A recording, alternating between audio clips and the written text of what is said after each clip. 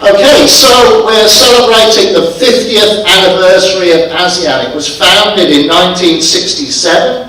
Originally there were 5 founding members, and then gradually over the next 30 years it expanded, and in 1999 became the 10 nations that we know it as today. So that was the roadmap and the journey.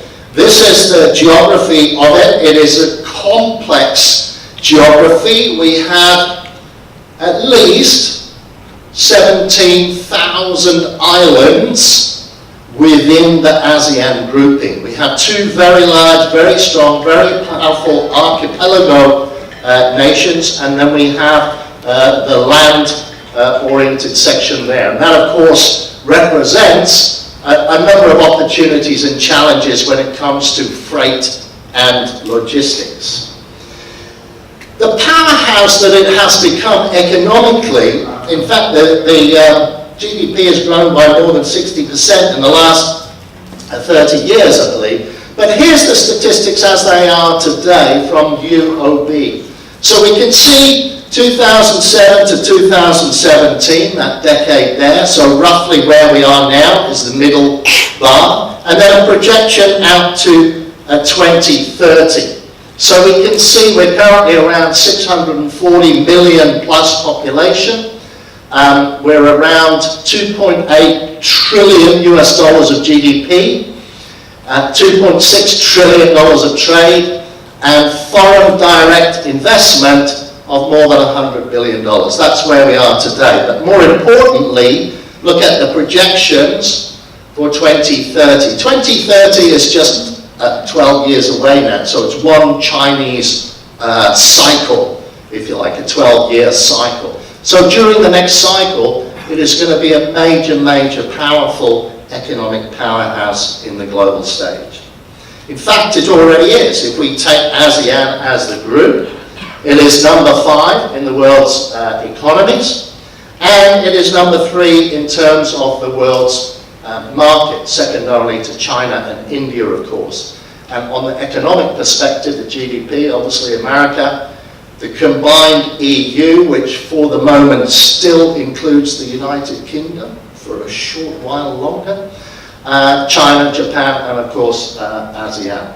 Now what's interesting about these comparisons here is if we think of these large populated nations, the 2 giants here, between which ASEAN exists, between China and India, and the developed markets here, and of course a developed market in Asia, we need to think about the spread of the economic prosperity of the developing and emerging markets. Now, ASEAN as one group, of course, is the 10 nations, but within those 10 nations there's a huge diversity of the actual size, the physical size of the landmass, the size of the population, and the diversity in different prosperities. So we have some very wealthy nations within ASEAN, and we have some not so wealthy, poor nations within ASEAN. This tells us the physical size, so we can see Singapore the smallest, but in fact with the largest GDP per capita.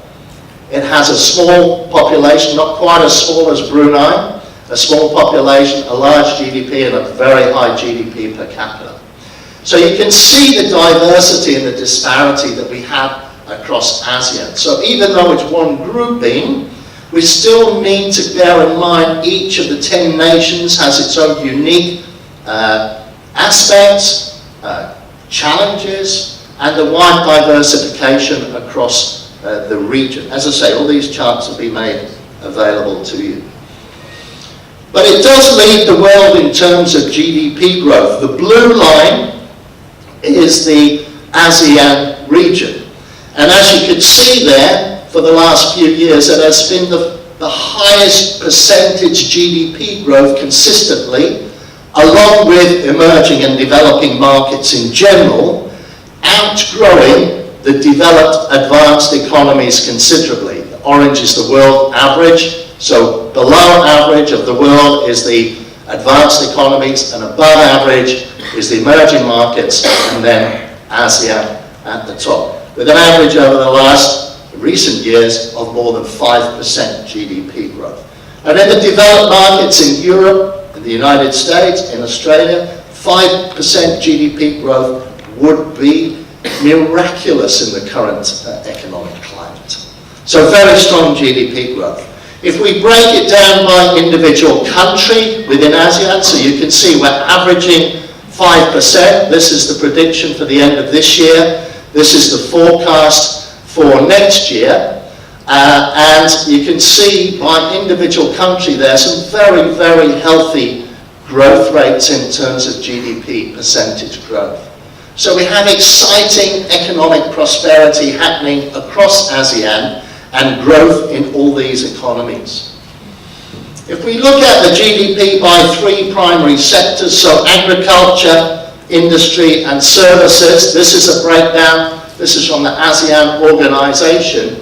And you can see here how some ASEAN economies are more dependent on agriculture than others, and some are more dependent on services than others. Notably, Singapore and the Philippines are very strong in the services sector. Philippines carved out for itself a role on the world stage of call centers and data processing centers and back office service centers. It's become the world leader in that respect. And of course, Singapore, a very strong services-oriented economy, and pretty much everything from agriculture is imported. So in Singapore, not really much agricultural contribution to the overall GDP. Now, when we look at the progress, even though different ASEAN economies are at different levels and sizes of development, consistently across all 10 ASEAN economies, we are seeing GDP growth. So this is GDP per capita, again, the recent decades, so the last 10 years up until now, from 2007, and then projecting out through to 2030. And consistently across this chart, all of the 10 economies have grown in the decade to 2017 and will continue to grow GDP per capita over the next 12 years. So a very positive overall economic perspective here.